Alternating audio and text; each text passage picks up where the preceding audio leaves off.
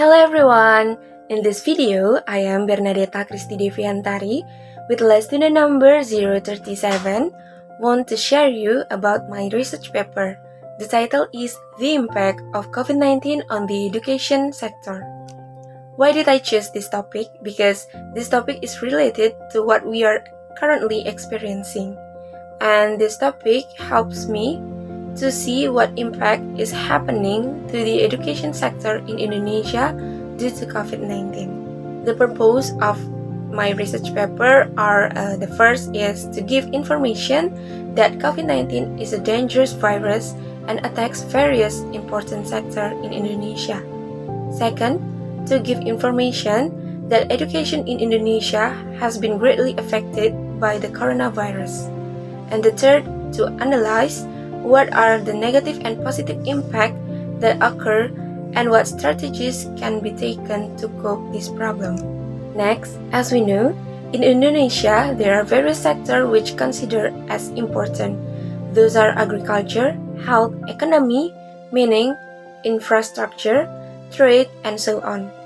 Education is one of the important sectors in Indonesia because good education can create future generation of the nation that can be advanced Indonesia in the future.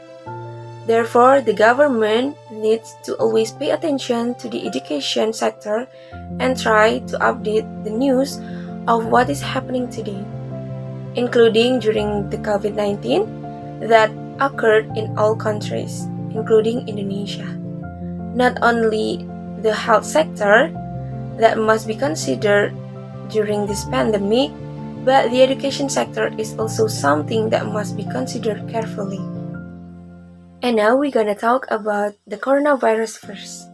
At the beginning of 2019, the world was shocked by the coronavirus which attacked the city of Wuhan in China for the first time. This virus is named based on its shape, which is similar to a crown on its surface. The word corona in Latin means halo or crown.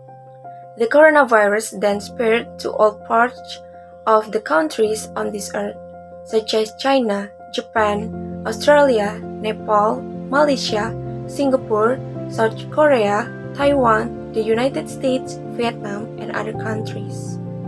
The coronavirus, or what it's called COVID-19, is a dangerous virus and can be transmitted, so that this virus is quite worrying for everyone.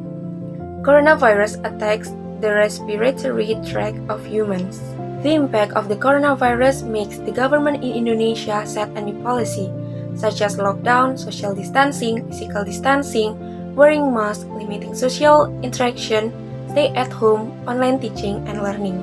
The policy carried out by the Indonesian Minister of Education certainly raises various pros and cons among students, because not all students are able to adapt the policy to different economic condition and situation.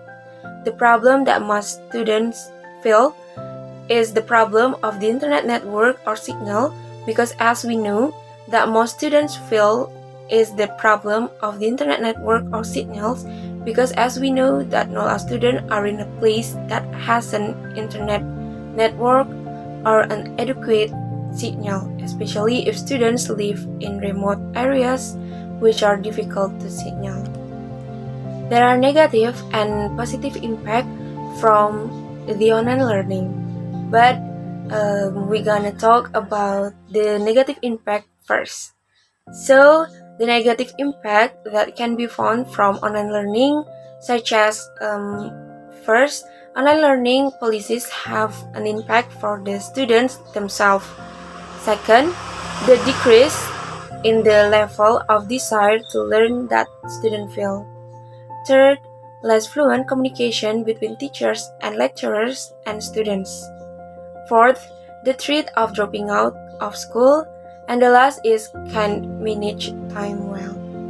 And next, the positive impact that can be found from online learning, such as the first is increased independence for students in finding new sources of information. Second, teach students to be more disciplined with time.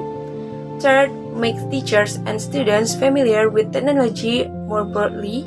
And the last is flexible learning in terms of time and place, can reach students widely anywhere, and can easily provide learning materials to students. And there are strategies that can be taken too.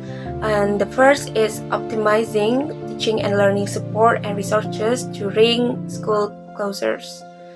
The purpose of this strategy is to explain that to support the smoothness and implementation of teaching and learning activities, every school in Indonesia needs to optimize all efforts and extra efforts, as well as in providing support in terms of learning resources as long as schools do not do offline learning.